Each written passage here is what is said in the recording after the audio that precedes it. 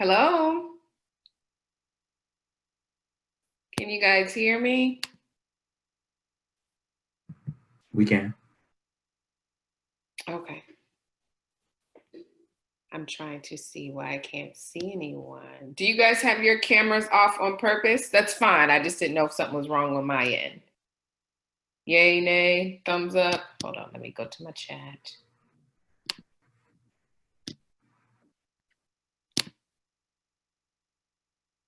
Oh, yes. Hey, y'all, I see you on the chat. Good deal. Is Miss Julia on the line? If she is, she's probably like, why are you calling me out, Keisha? Okay, well, I can't see any of you guys' beautiful faces. And hopefully mine is blocked as well. But however, hello. How's everyone doing? How's it going? I see you, Julia. I see you, Lauren, Linda, Gloria. Miss Julia, before we get started, how do you want to handle their South Carolina Register ID numbers? I've done it several ways. If you have a copy of it, you can just send it straight to me, or I can have them drop it in the chat. I can have them text it to me. What do you think will be the best way in order for you guys to get credit? Let's see, waiting on a response. Wait. Okay, you'll send it to me. Okay, so ignore this slide. All right. Okay. Well, Buford Jasper, what is going on? Long time no see. Who would have thought the last time we were together that we would have been together again in this format? But however, we are going to make it happen. We are going to give it our best, and we're going to make it do exactly what it's supposed to do. So for those of you that do not know me, I don't know if we have any newbies out there. My name is Keisha McLean. I am right down the road from you in Summerville, South Carolina, burning up in this 90-degree weather. But I just want to say welcome. I'm so excited to be here with you. We are all learning this new format. I thought I was somewhat tech savvy, but I'm learning every day that I'm definitely not as good as I thought I was. So I commend you for even putting forth the effort to kind of make this thing work, okay? So everybody should be comfortable. Everybody should be safe, so let's go ahead and get started. I believe I have you guys for like a long time. I think like 4-ish. So we are going to do our best to hang in there. Please stop me if you need a break. I'm going to try my best to give you a break as well as we kind of move along. I'm not exactly sure if I'm your first presenter or what you guys have covered thus far on this lovely Monday morning, but we're going to talk some pretty heavy stuff. COVID, curriculum, and class. Now, give me a thumbs up. I don't want to assume, but I know I have Head Start on here. Is my early Head Start on here as well? Early Head Start, you here? Yay, nay? Yes, I see you. I see you, Miss Gadsden. Thank you. I see you, Miss Nelson. All right, so we got the whole family here, which is great because this next round that we are about to take on is going to be totally a family affair, okay? And I mean that going into this school year, school term, I'm gonna be honest, y'all. We have no earthly idea how this thing is going to look. So if you do not know me by now, I try to be very candid and very honest and very open. And I want that to be able to, hopefully we will be able to stir some conversations, ask questions. I'm not sure what your order is, but I see everybody is blacked out and muted. So I appreciate that, but please feel free to chime in. I'm gonna do my best. I'm not a good multitasker, so I'm gonna do my best to read the chat and keep going and talk and do all this other good stuff. So let's go ahead and get started. The time now is 1:18. I had a little jazz intro, loved it. So good afternoon again. I hope everybody is well. I hope everybody is healthy and everybody is safe. Again, for those of you that do not know me for the last time, my name is Keisha McLean and I am a trainer here in Charleston, South Carolina / Summerville. I basically have been working with you all for quite some time now, even when I was formerly TA. I have my own consulting company and I'm basically traveling around, used to travel around the country, the East Coast. Basically, I say it all the time, giving awesome people like you guys what you need to put in your toolbox. However, with COVID, things are becoming a little bit more challenging for me as well, just providing the types of services that I provide virtually. You would think virtually would be really, really awesome. And I think it is, because it's a plus and it's a great resource. But even doing this virtually is draining. How many of you guys would agree? Virtual trainings are draining. I don't know if because I miss jumping and singing, I'm not exactly sure, but we're going to get through it and we're going to make it happen. Okay. So before we get started, I want to thank everybody on this line, no matter how or what your part that you play in that program there at Buford Jasper. You guys are awesome. And I'm going to tell you why. For those of you that don't know, I am the mother of a 4-year-old little darling named Riley. You'll be hearing a lot about Riley. But on March 16th, that's when our governor closed schools. You guys remember that date? I remember that date very vividly, because from that day on, little Miss Riley has been home with me, and we have been bonding in ways that I never knew we needed to bond in. I found out a lot about myself, and I definitely sure found out a lot about her.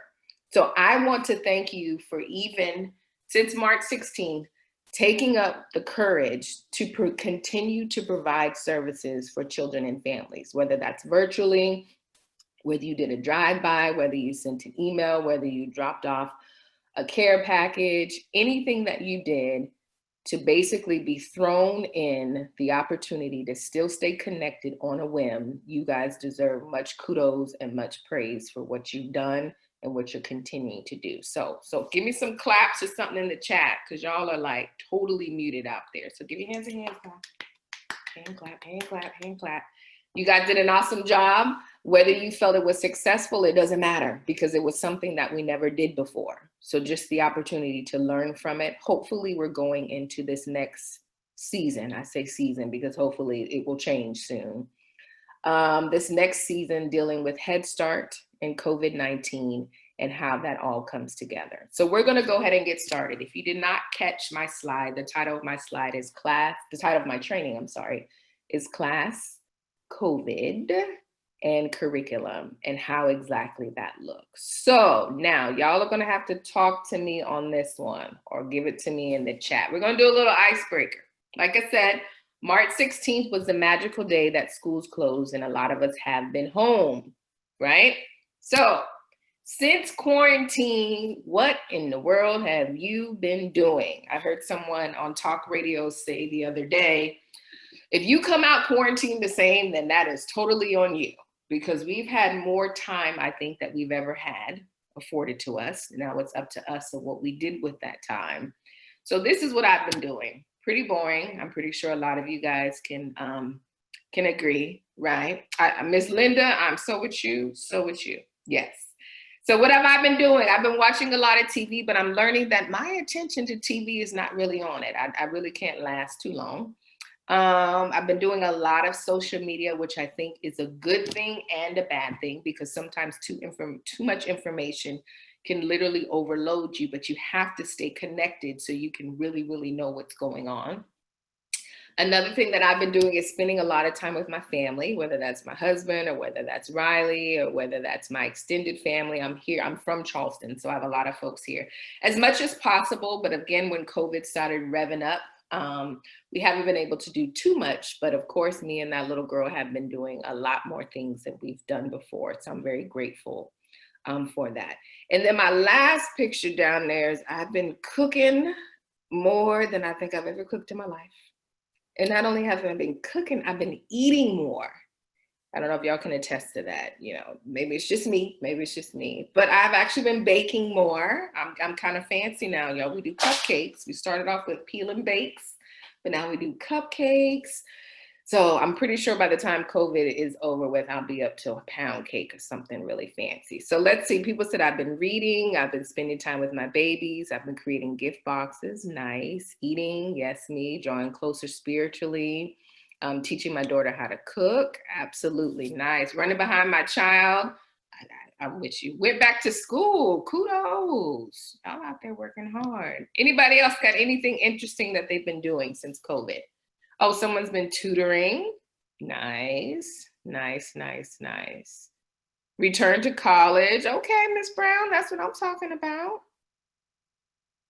Let's see what else we got. DIY projects. I've done those too. I haven't completed any of them, but they're kind of like I stopped midstream. I'm telling you, this attention thing is working against me. Babysitting my grandchildren. Yes. Grandmas, your lifesavers.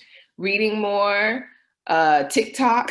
Okay. Exercising. I started off exercising, but it just kind of fell by the wayside when the sun came. All right, so someone says they had some kittens. Okay, their pets, back to school online, fasting, eating.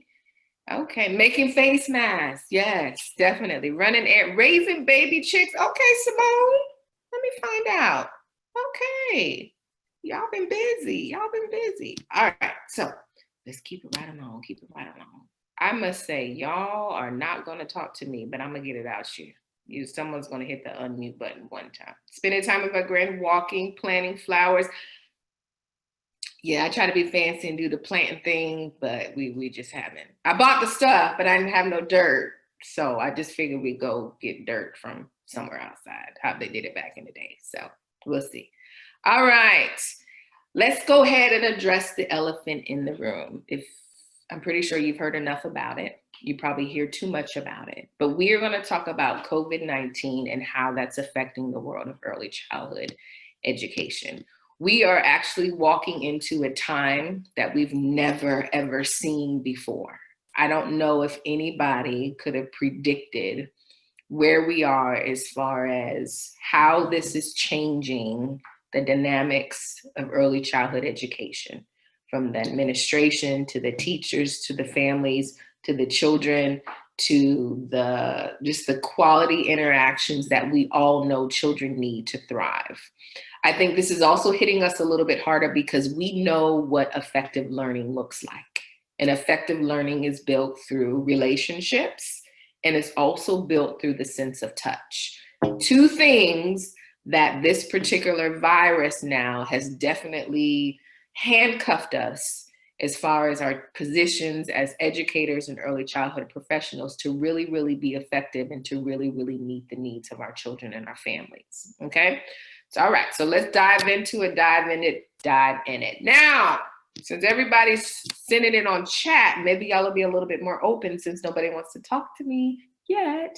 But honestly and truly, and I will read your answers and I won't call your name out on this one. How do you feel right now, August 10th at, I think 1:30, it says on my stove, about reopening and returning to the classroom, whether you're a Head Start teacher, an early Head Start teacher, or staff, with COVID-19 out and about? How do you feel, literally? And you can be honest.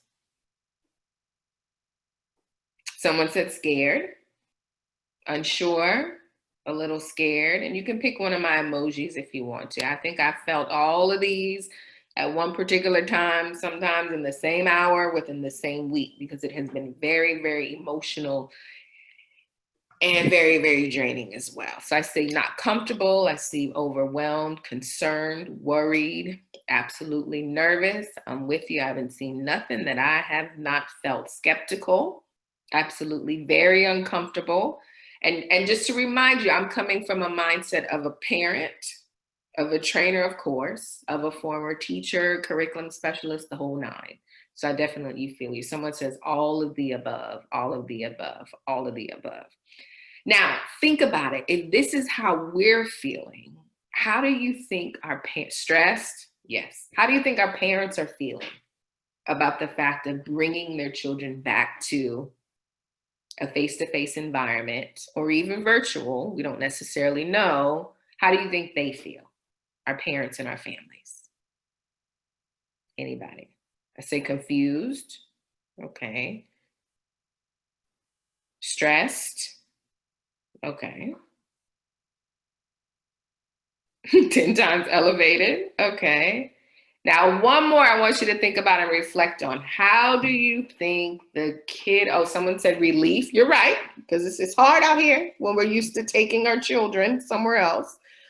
Unsure, powerless. That's a good one. That's a good one. I haven't heard that one before, but that's a good one. Now, let's do one more person to consider. How do you think the children are feeling about returning whether that's face-to-face or virtually?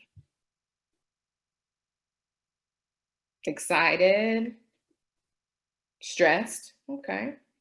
Someone said happy, someone said anxious, unsure, overwhelmed. A lot of them are ready. Yes, they are ready.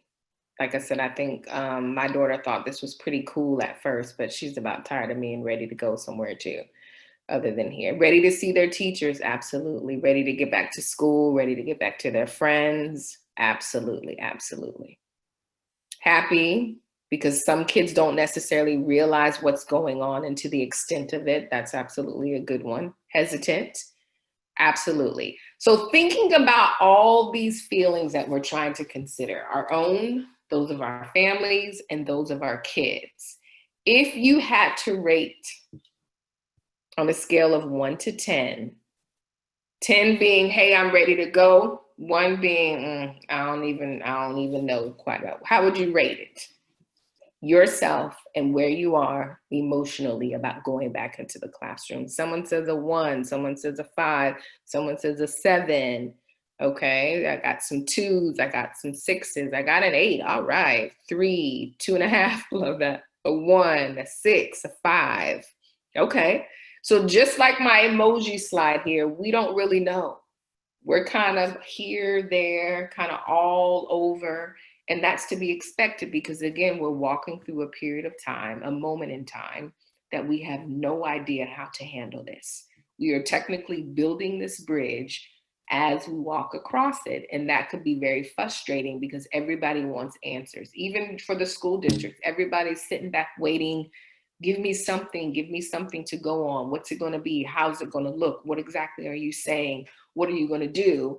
And the fact of the unknown makes you even more stressed and makes you even more worried about returning back to the classroom. All right, so write this down if you do not know these, which I'm pretty sure you already do. As far as what we're going on and what we have, this is it. It's no secrets. And with the World Wide Web at your fingertips, anything you need to know is there. So of course, we're part of Head Start. Nothing new. eClick is still there, and they are pumping out information in relation to how this thing looks now that we're going to be operating, some of us face-to-face and some of us virtually in the midst of COVID-19. However, y'all don't got to say it, but I'll say it. Their guidance to me is still a little general and it's still a little vague. And I can respect that because I'm convinced that they don't really know how this thing is going to look as well.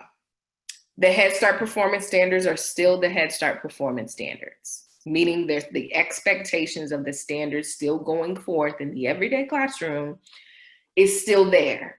However, I do believe that there is going to be some flexibility because there's going to have to be. There is going to be some leeway, some fluidity on what the expectations are. But as far as our stance, as far as the teacher, the facilitator, providing an environment where children are safe and secure is always going to be the foundational principle, no matter how they say we have to do that, okay? From what I know and what I've heard, they haven't pulled back on any expectations. And Miss Julia and whoever's on the line, if y'all got an email saying they're going to give us a break in this particular area, then please share that. But as far as curriculum and health and safety, even more so, the expectations are still going to be there. Now, the thing that worries me about that is because for a long time, a lot of us in this field have already felt that we have been required to do more with less, okay? You can just hit me in the chat, nobody can see you. So the fact that now doing more or less this particular time, unfortunately can result in some very detrimental things. And I'm just gonna be honest with you, as far as people getting sick or even death.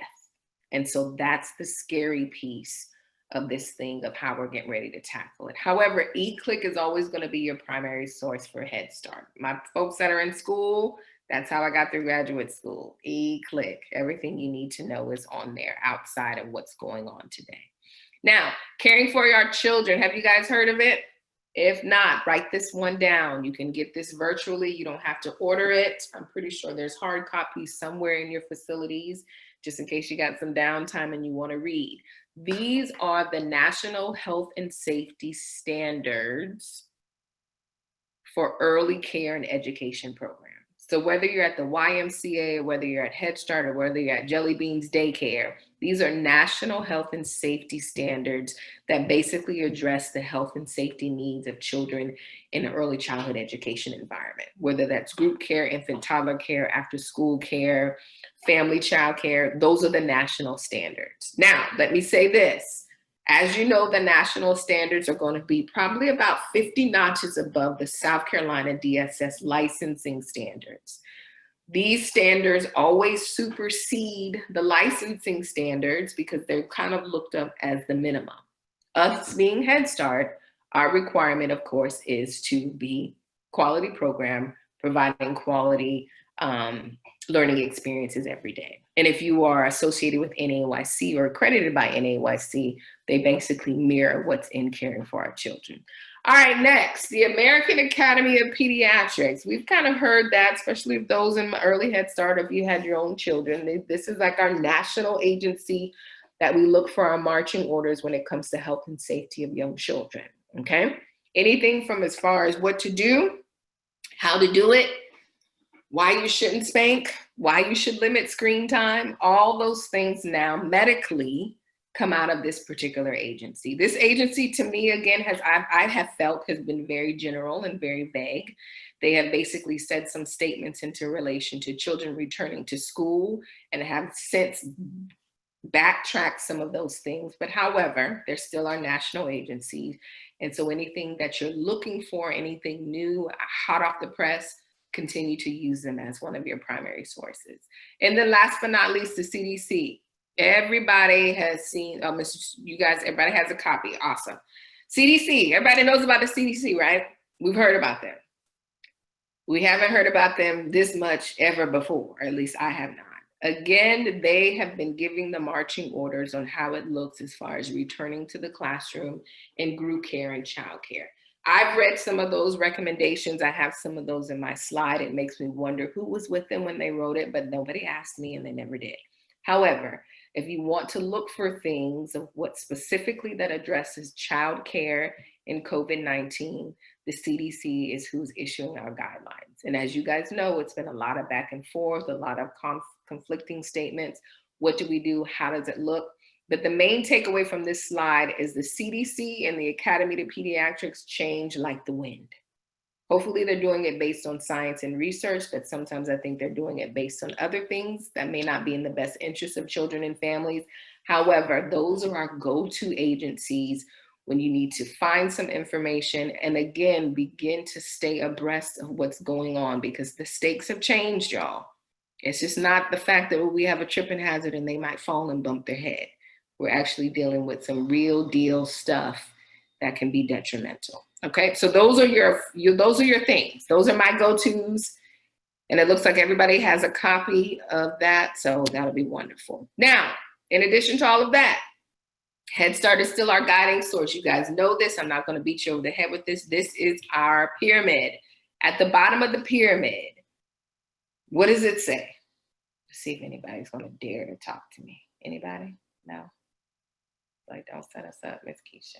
Okay, read it yourself. Gotcha. At the bottom of the pyramid, nurturing responsive and effective interactions in engaging environments is the foundational principle of school readiness from infants to 5 years old. I'm going to read that again. Nurturing responsive and effective interactions in engaging environments is the foundational principle of school readiness. You throw in your curriculum, which we got, you throw in some assessments, what we do, and once that's all mixed together, then I can really begin to do what I believe I'm supposed to be doing, or what I've been called to do, is that to teach children based on where they are.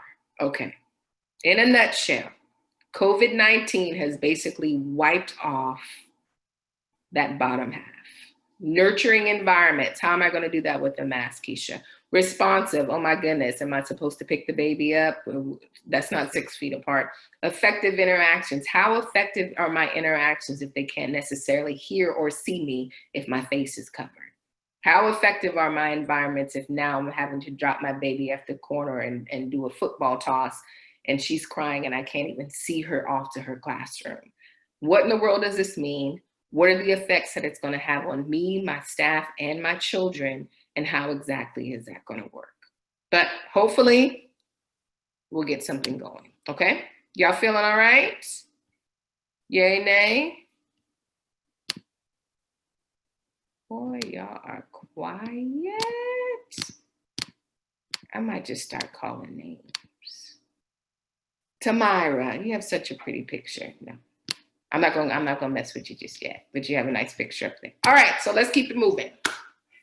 Regardless of what they say, play is the primary vehicle in which children learn. Agree or disagree? Give me a thumbs up or a thumbs down.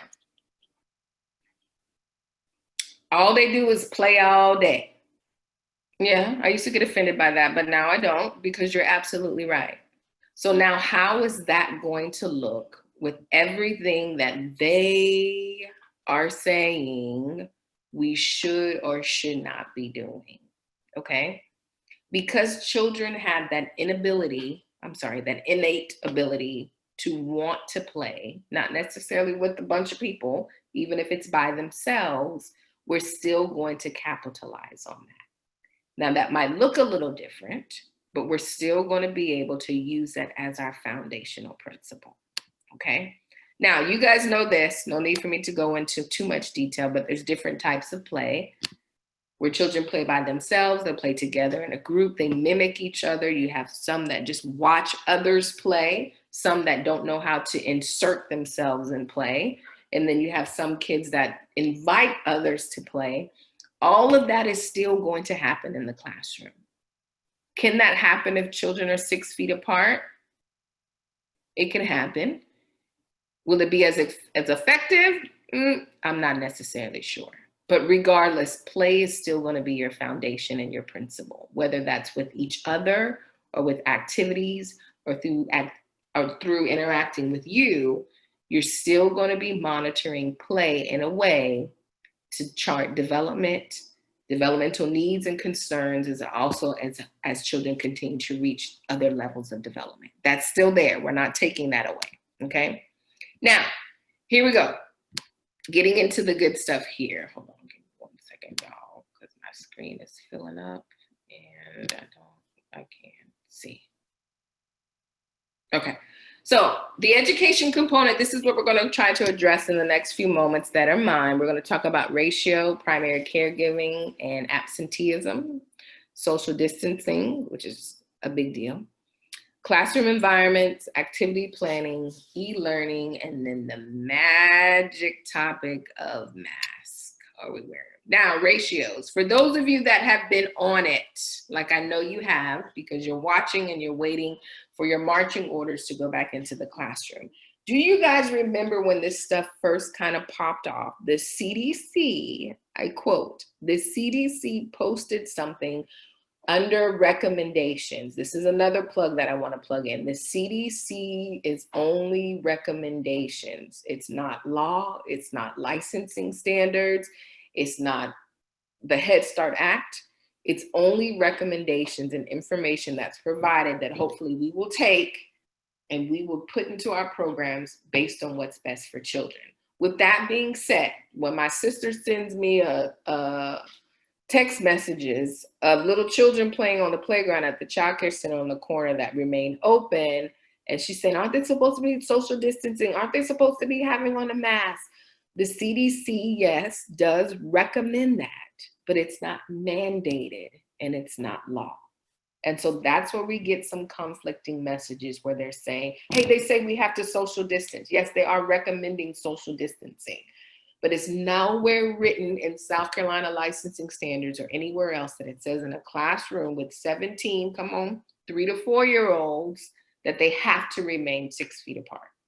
It's recommended that they do. It's recommended that we do this in order to minimize the transmission of this virus, but it's not law. So with that being said, how many of you guys remember when they printed it in black and white? I saw it, that they didn't want no more than 10 children in the classroom. You guys remember that? Anybody? Someone says yes, yes. Yes, it was written. that they recommended that it should be no more than 10 children in one classroom. Now, for some of us that have been around and have children of our own, 2 teachers, 10 kids, I got this. That is a dream. And I've always believed ratio should have been lower. So 10 kids, I can do that with my eyes closed. Bring it on. Now, newsflash, that's not in writing anymore. The recommendation is very general about smaller group size, but there is no number out there that says it has to be this. Only number you got right now is what South Carolina licensing says is required to be in each classroom as far as children, maximum group size and all of that good stuff. Programs that I'm working with, I do have a few that are going to cap their classrooms off at 10, which I think is wonderful. And I do have some others that say, you know, we usually do 17. So we're going to try our best to cap it off at 15 children versus filling our rooms to capacity. The thing is that the lower the ratio, the more control, I'm going to use that word, that the teacher may have in the classroom in order to minimize, keep children separate as much as possible, individualize, clean, disinfect, wipe noses, change a mask, all those other things that you may or may not have to do if the ratio size is smaller, okay? Now, talk to me, Buford, Miss Julia, I see you on there. Have you guys discussed anything about lower ratios or lowering your group size? Let's start with Head Start. Are we still looking at numbers or what you got out there? Where's she? Or staff. I don't know if they've made an announcement. Okay, she says we're looking at a maximum of 12 per classroom. Nice. 12 kids. Okay. Hopefully that would definitely help. Now, most of my programs, early Head Start, y'all, I tried, but you guys are probably remaining the same because your max group size is already 8 children, okay? So again, smaller the group size, it probably won't drop any lower than that. The only thing that may change this, of course, if your numbers are lower, because just like teachers and parents are also concerned about coming back. So they may not bring their children back. So we also can look at a possibility of low enrollment. And you guys know I'm very candid. Less children means less teachers, less classrooms that are needed. So again, just kind of keep this in mind when you're basically trying to go back and forth of how things may look and what's to come. Scary thing about COVID-19 is we don't necessarily know how long it's going to be around, okay? Classroom ratios versus outdoor ratios. There's a lot of programs that are now looking at, of course, limiting the number of children on the playground, which should, because if I only have 12 and I'm used to having 17 and we go outside, of course, it'll be a smaller amount of children outside of the classroom. There's also talks of actually going back to what we did back in the day, well, my day, where we actually split the ratio. So if I had 12, then I actually went outside with my 6 children and the other 6 remained in the classroom. That also sounds very wonderful and fine and dandy. However, it depends on what your program's expectations are of having 2 paid staff with children at all times. Now, South Carolina licensing says you're good. 1 to 12 in a preschool environment, hey, you got that. 1 to 4 in an infant classroom, you got that. However, some programs operate with 2 paid staff at all time, which is also mentioned in the Head Start performance standards, okay? So the thing is, it's not specified. However, Ms. Julia has spoken that we're looking at a max of 12. But again, y'all, just like we don't necessarily know what's going to come down the pipe, it may or may not change. So just be open and just be prepared, however that may look as far as ratio is concerned, okay? Primary caregiving groups. I know Early does this all day, every day. They do this in their sleep. This is also something that I'm pretty sure is being mimicked in your Head Start classroom, especially if you're looking at 12 children or if you're looking at 8 children. Splitting them straight down the middle. I get 6, Miss Tasha gets 6, and that's my primary group of children. Not saying I can't talk to her kids, not saying that I can't tie their shoe, not saying that we won't mingle throughout the day. But that's my primary caregiving groups when I'm talking about maybe could be their assessment, their paperwork, working with their families, those particular things. Primary caregiving groups are going to be at a different level now because, again, we are going to be trying to do our best to, unfortunately, separate children as much as possible. We're going to make that attempt. Now, this is straight out of those general CDC guidelines that I love. And possible childcare classes should include the same group each day, which I think we pretty much do that. We're not necessarily flip-flopping classrooms. This might come into effect if some programs have like an opening classrooms where the children meet. Once the ratio goes up, I come down and get my kiddos and walk to my classroom. Again, this is when this may come into effect, or you may have to make some changes, because the whole purpose of this is limiting the amount of children that have contact with each other, with different groups of children, as well as the adults every day. Again, the same childcare provider should remain with the same group each day. You guys already have your teaching teams. You already know that this is my co-teacher for the year, and you already know how this is going to look. So that's pretty much a given for us. The thing that this kind of switches up is when we're talking about teachers that have to call out, when we're talking about substitutes, and when we're talking about parents having access to the room.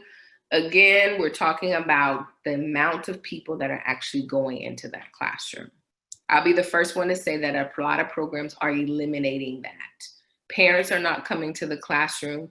What they're trying to do is they're trying to get a pool of substitutes to actually be assigned to certain classrooms when they're needed. And so again, the whole purpose of this is trying to limit, but yet extend the primary caregiving groups.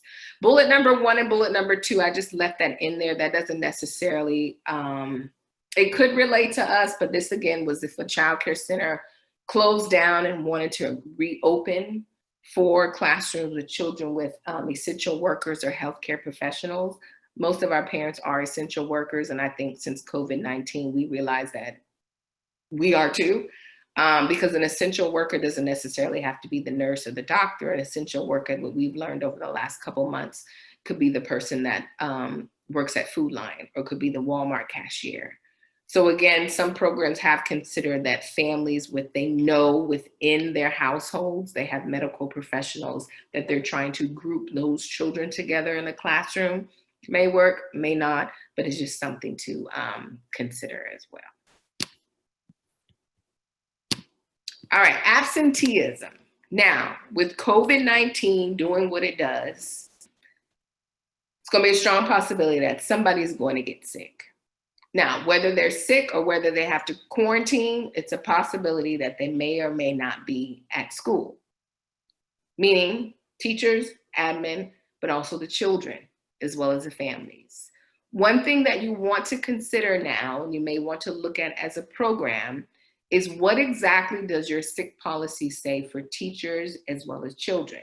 Now, y'all probably got this. I need to call in and let them know and bring a doctor's note. You guys, you got all of that. But now, how does this look like for the children? It just takes one fever and one cough to send us all in panic mode. And I'm talking about myself. I'm not talking about you. I'm talking about myself. Okay? So now what is our policy? Are we still 24 hours fever free and then you can come back and hang out up with us? Is that still what we're doing? Which is nothing bad, but that's what a lot of programs do. So look at it now. How do I know that this is just a runny nose from allergies? How do I know this fever is just because he got the flu shot last week? How do I know? Again, admin, teachers, document. You may have to look at this policy and you may have to revise it. Do I have a place to isolate a child? Or do I have the ability to get a teacher out of the classroom who now has a fever and needs to leave because we don't necessarily know if this is COVID or if this is sinuses? Again, that's going to affect your teaching teams because the slide before it talked about having the same group of children readily available, the same folks. We just never know. Reoccurring substitutes, program across the United States, it's hard to find a substitute. So how is that going to look? Okay. Now, this is something that the CDC has said, and I don't know if you want to write this down. If there is confirmed cases in your center, they are recommending a 2 to 5 day closure program-wide. Now, Does that mean that something happened at Center A and a staff member went to Center A and Center B? Does everybody need to shut down? That is an in-house decision. What we're seeing based on school districts, they are not closing the whole school. They are basically now closing classrooms where children who may have been exposed or may have infected somebody. So that's something else to look at as well. Now, 2 to 5 days is just the recommendation. And this particular time, you're supposed to notify your families. You're supposed to notify DHEC for further guidance on how this looks. Programs down my way, there's about 4 that have closed temporarily because of positive cases of COVID-19 in their teaching staff, which has resulted to some of the parents opting out for their children to also be tested. In the 2 to 5 days, what exactly are we doing? Do I sit home? Do I teach virtually? You say we're closed for cleaning. Does that mean I got to come back and clean? How exactly does that look? Are we going to hire a professional cleaning crew to come in? The thing is absenteeism is going to hopefully not be as consistent, but it is going to be consistent because it's a possibility that these 2 to 5 day closure recommendations could be popping up at a moment's notice. Okay, so again, just kind of keep that in mind that again, this is a new wave and this is a new shift, y'all. Like I said, it was something that we've never ever seen before and may not necessarily know how to handle as well. Okay, the programs that I do know, there's some programs that I work with where they're actually doing closing for 2 to 5 days and they're cleaning themselves, or they're extending the closure so they can actually clean and feel more comfortable coming back in. Some other programs that I work with, they're actually having professional cleaners come in, which I think is awesome. But again, when you're talking about a paying program, this is services that I'm going to have to pay for as well. So like I said, one case really can affect the whole shebang, especially if we're sharing toys, especially if we're sharing the same playground, absolutely, especially if children and teachers and staff that come in the building are sharing the same bathroom. We just don't necessarily know how to define a program closure and how that's going to look. So be prepared as much as possible. All right. I've said a lot. Any questions? Let me check my chat. Any questions on sick policy, sick children, sick staff? Y'all good?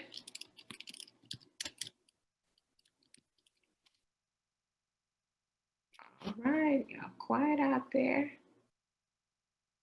We're good. Okay, all right. Yes, you're good, or yes, you have a question. Oh, that must be good. Everybody's saying yes, yes, yes, yes, yes. Okay. All right. Classroom environment, how that's supposed to look. All right, guess what? It's your turn to talk. What have you heard? What's the word? What's the word? Room arrangements. How is that going to be? Have you guys had any discussion? Are you going to change? Are you going to try to physically divide the classroom?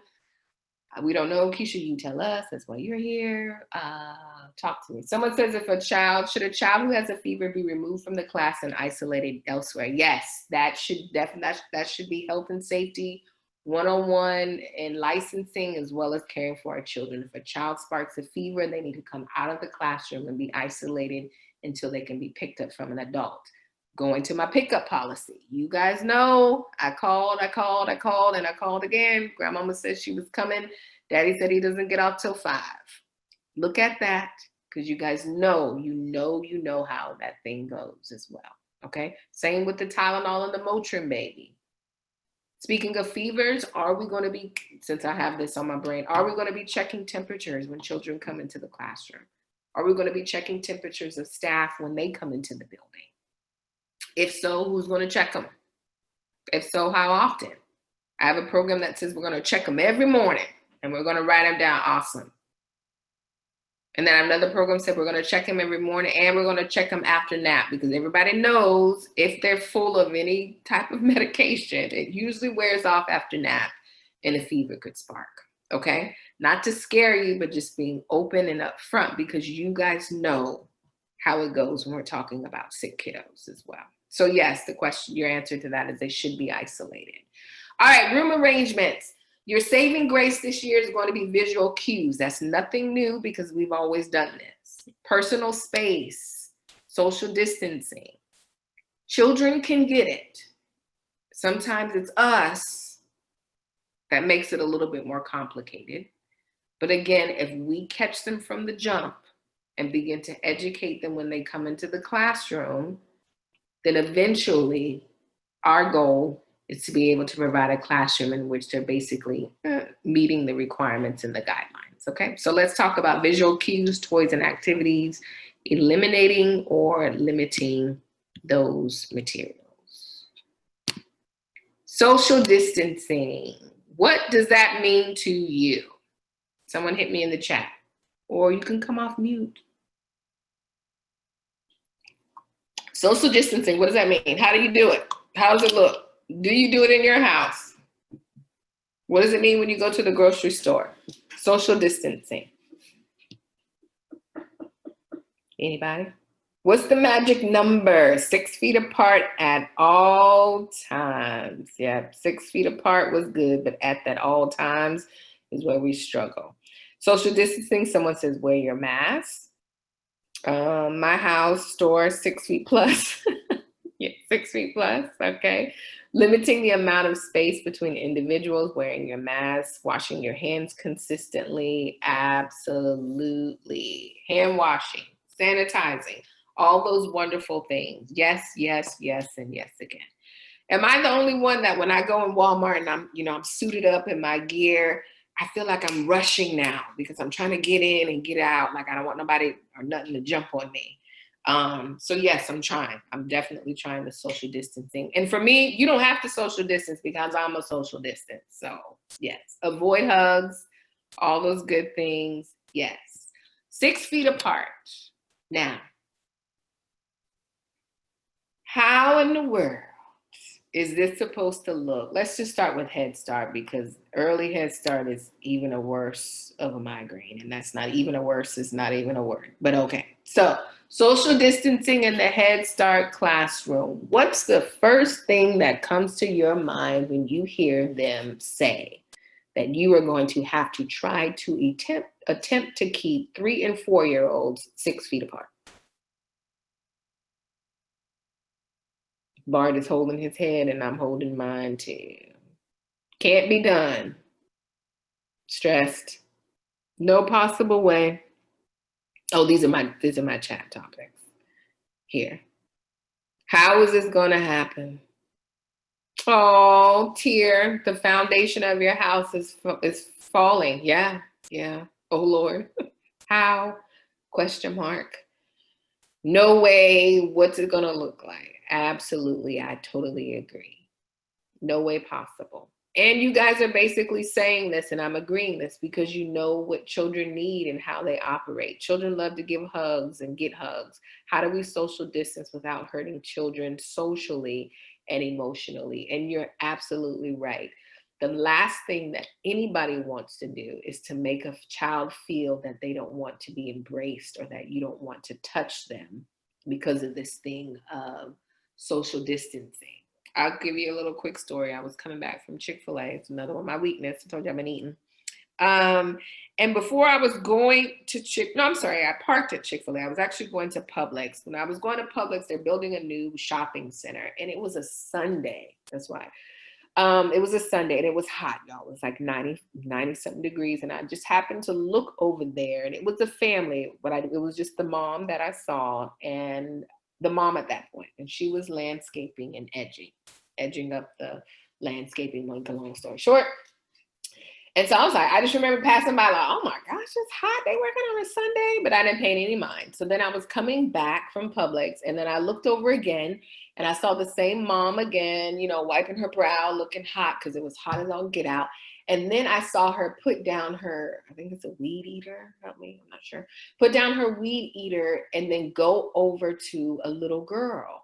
And you could tell she was going back over, telling her, hey, sit under the tree because it's hot out here, I'm assuming. And I just remember said, oh my goodness, that lady is doing what she has to do for her family. She has a little girl out there in this heat trying to keep her sitting under the shade. So you know me, the me that's in me. I went to the gas station. I had to get gas. Got 2 bottles of water and like a Lunchable or something. Parked my car at Chick-fil-A and I walked over there and I said, hey, it's hot out here. I bought you some water. And she was very grateful. The little girl was smiling from ear to ear. And I said, and I think I may like have $5 or $10. And I said, you know, it's really, really hot. So when you're done, I said, why don't you take her to go get some ice cream? And the little girl, her face just glowed. And then she turned around and she said, Poppy, Poppy. So I was like, oh, okay, wait, Dad, how are you? And of course I had my mask on, but before I knew it, the little girl ran and jumped and gave me the biggest hug. And what do you think I did? Anybody, what do you think I did? They don't know their own feelings. I hugged her back. Yeah, Miss Mary was like, duh. Yeah, I hugged her back. It didn't cross my mind, oh my gosh, COVID, oh my gosh. They didn't have on masks, mind you. Of course, you know, I was suited up because that's just what I do. And I hugged her back. And she was just as happy. And of course, you know, I walked away and I cried because, you know, I'm just emotional these days. But I hugged her back and I thought about how now being in that situation as the adult or the child would have felt if I'd have been like, back up. You know what I mean? That could have been really detrimental to her and even for me. So that's the last thing that we want children to feel, that we don't want to be touched and they don't want to be bothered. You guys know it's nothing for us to wipe a nose, dry tears, do what we do because it's just in us to do. We put Band-Aids on, we clean up blood, we do throw up, we change diapers without even thinking. And now that very thing that is just in us to do is now being compromised because we don't necessarily know what to do, okay? Yes, we know how to social distance and wash our hands and wear a mask and change our clothes and change your shoes and all kind of stuff. We know that, but social distancing does not mean emotional distancing, okay? Now, early Head Start, infants and toddlers, you know, all they do is drool and lick and suck and eat and all day. And that's how they learn. They're sensory beings. What comes to your mind when they're talking about social distancing in the early Head Start classroom? That's even a bigger headache. How's that supposed to look? What do you think? Chime in. Help them out, y'all. Someone says a laughing emoji. Yeah, we need to laugh at that one for real. Impossible, not possible. Absolutely, absolutely. You got it. We have no idea. I can't see it. Absolutely. So I say all that to say this. You're right. It's impossible. Are we going to try? Yes. Are we going to make attempts? Yes. Are we going to have visual cues? Yes. Are we going to have carpet squares? Yes. We're going to do all those tangible things. But it seems like you guys are already convinced that it's not going to work. So please don't go in there stressing yourself. No, stop, don't. No, stop, don't touch, don't hit, don't do this. It's impossible. Someone said you can't social distance while giving a bottle. You're right. So those foundational principles of connecting with children are going to have to remain. Now, some people may be uncomfortable with that, and that's why hopefully this is now getting your mind, your brains rolling like, Keisha, I hear you, but guess what? I'm out because I can't do it. And some of us are going to be there. I'll be the first one to say, I don't necessarily know if I could do it. And that's not to be, you know, mean or anything. I just don't, it's a lot. It's a lot for me to have to think of whether or not, I should comfort this child because I might get COVID-19. Okay. All right. So social distancing, this is what you have. CDC, keep each group of children in a separate room. We don't really share spaces, so we're usually pretty good. Each classroom usually has their own classroom. Limit the mixing of children, such as staggering playground times. We talked about that. And keeping groups separate from special activities such as art, music, and exercising. We're going to attempt. If possible, at nap time, ensure that children's nap time mats or cribs are spaced out as much as possible. Ideally, 6 feet apart, and consider placing children head to toe. Now, a lot of this isn't necessarily new. Some of it may be. Keeping children in a separate room, check, we got that. Again, your drop-off classroom, closing classroom, if that's your mode of practice, you may have to kind of relook at that. Staggering playground times, again, this is just an easy logistics fix. However, I want to hear you guys' thoughts on this. Every program that I have done pre-surface training for has told me, except for one, has told me that they're going to stagger children on the playground, but they are not going to allow their children to touch the playground climbing equipment. They're going to do outdoor activities, but the children will not be allowed to go on the slide, touch the swings, or whatever the other fun stuff that we have out there that's painted so brightly that says, hey, come jump on me. We're going to take groups of children out there now, and we're going to police them, because that's what we're going to have to do to keep them off of the playground equipment. Talk to me about that, and how do you feel about that? And trust me, I'm not making fun of that, because I see the need. Germs, germs, germs, germs everywhere. We can't clean the playground equipment every time somebody goes down the slide. You're absolutely right. So talk to me. How do you feel about that? Someone said that's silly. Okay. Not fair to a child, yeah. Not fair to us too, because we all know playground time is a little breather for us too. If you're 6 feet apart from the children, they're going to get on the slide with or without permission. Hello, okay. It will be different for centers with maintenance available to clean in between. Beautiful, yes. If you have someone that's able to clean in between, absolutely, yes. It would definitely be much easier as well. Again, nobody has asked me, but there's a lot of programs that are now purchasing portable sinks, like they're putting extra sinks in the classroom, extra sinks in the hallway, a sink by the door. If possible, maybe you can examine to see if you have any covered areas or any areas right before children go outside to where they can have easy access to a sink. Because again, just like even now, there may be instances where you have to take someone in to use the bathroom or take someone in to do hand washing as well. Someone said they can't go on the playground because they might as well stay inside. Yeah, that's kind of true.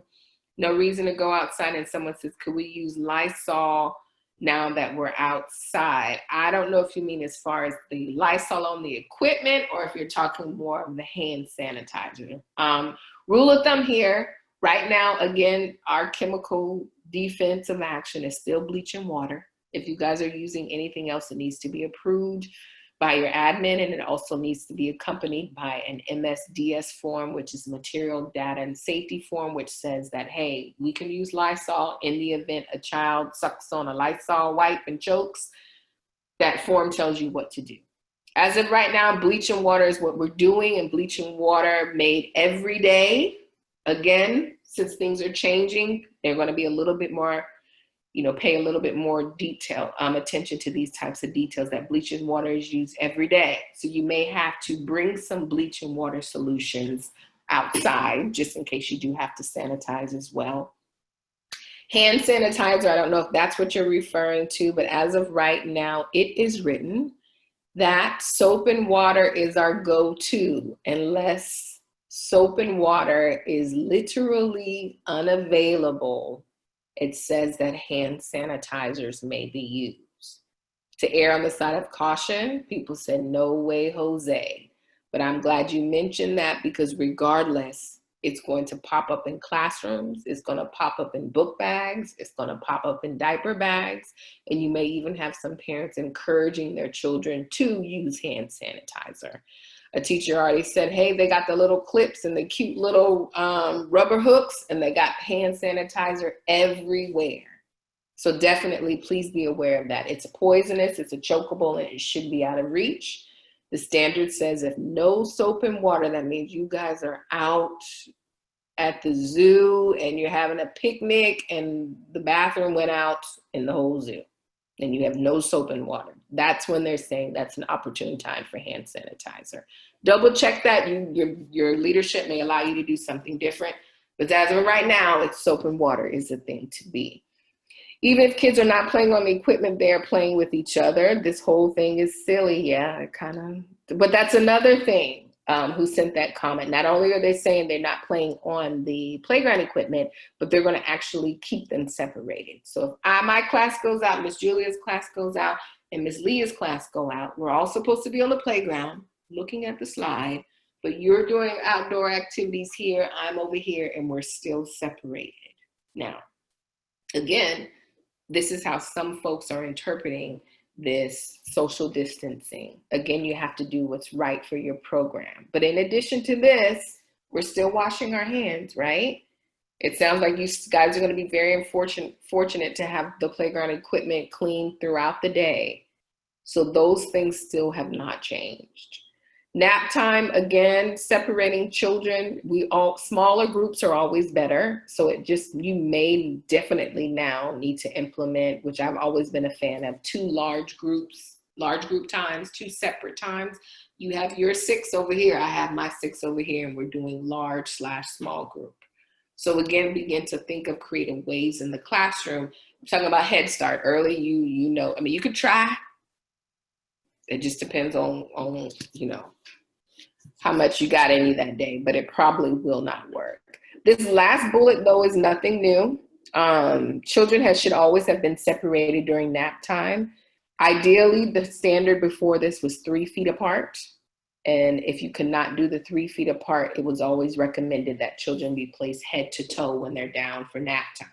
Meaning no matter how close we are, I'm coughing on Riley's leg versus coughing in her face when we're sleeping, I guess that way, face to face, okay? It is said that early Head Start, that if you have cribs, that they should be spaced apart. Now, it's not that children can't be 6 feet apart during nap time, but you just have to be aware that you might have to get creative and you might have to move some furniture to the side in order to now be able to space children during nap time. Again, that's going to be more work.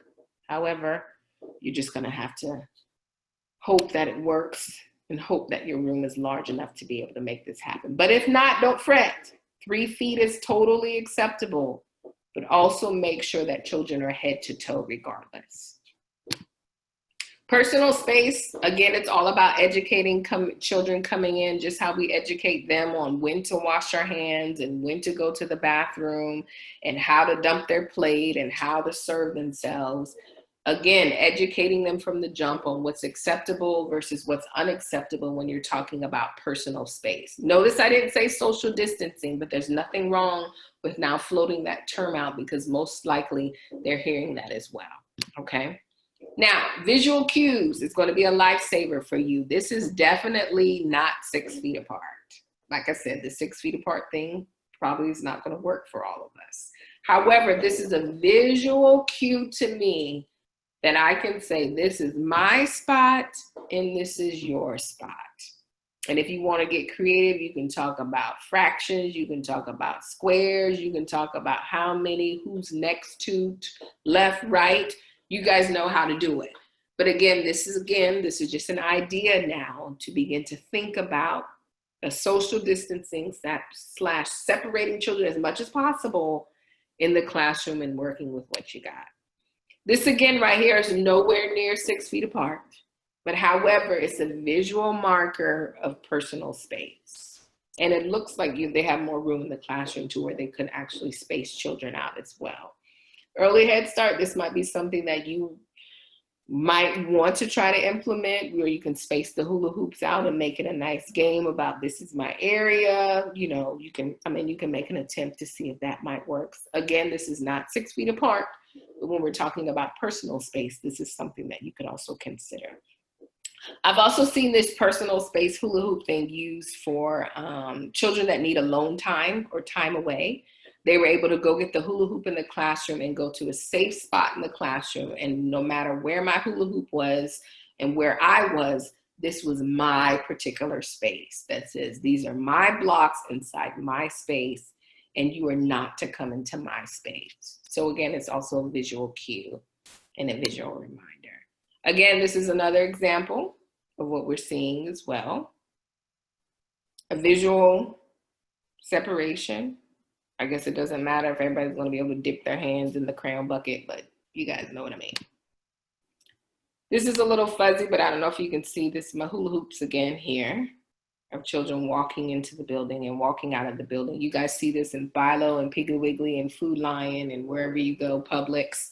So now they have like the markers on the floor saying stand here, wait to be called, or things like that. Again, this is another 6 feet apart. It looks like it's a small group activity. It looks like children have the same types of materials or individualized materials as well. Again, you guys can be creative on how that's actually going to look, okay? There's nothing wrong with saying, hey, they have crayons, but you may have to now go to individualized bins, kind of like how we do in big school, where Riley has her crayon box with her crayons and her markers and her container of Play-Doh, and that's all you. Riley's symbol is the star, so she has a star on her crayon box and also on her packs of crayons, so she'll know that this is just for her, and she can actually put that in her cubby. Just an idea. It may or may not work. This is something else. We kind of already do something similar, especially on carpet time when we're talking about carpet squares. Again, it's the same concept of children having some type of visual marker of staying in one particular area. Are they 6 feet apart? Absolutely not. With those amount of children, do they look like they can maybe spread out? They could. But again, this is just an idea that you could use to now get your brains working. I thought this was super cute. However, you know your children. You know who can handle being inside of a book boat. And some of you wouldn't dare bring anything like that out into your classroom. But again, when you begin to introduce things to certain children at a certain time and you keep reiterating the expectations, you never know, you might have to have a book boat. Now, sanitizing and cleaning the book boat, all that has to go along, unless everybody's going to have their own boat, which I don't necessarily see us being able to have 12 of those. But again, just kind of creative ways that we're separating, but not necessarily 6 feet apart. And then, as you guys know, some folks are actually going to this extreme. Are you guys doing plexiglass? I know my school district down here, Charleston County, has spent a lot of money on doing plexiglass on tables, even in the Head Start classroom and in the pre-K classroom. This is their setup. Actually, this is a clip from them, and this is the route that they have decided to take with the plexiglass on tables as well. Okay. Interesting. Social distancing should not mean emotional distancing. Okay. All right. It's 2:20. You guys have been listening attentively. I'm going to give you a little break. Get up, get some water, get some chocolate, check your phone, check on your kiddos. 2:20. Let's be back at 2:50. Okay. Give you a little 20-minute breaker. Okay. I don't know if my jazz music person is on there, but we'll take a little break and then we'll rejoin. All right, 2:50. I'll check back with you guys. Break time.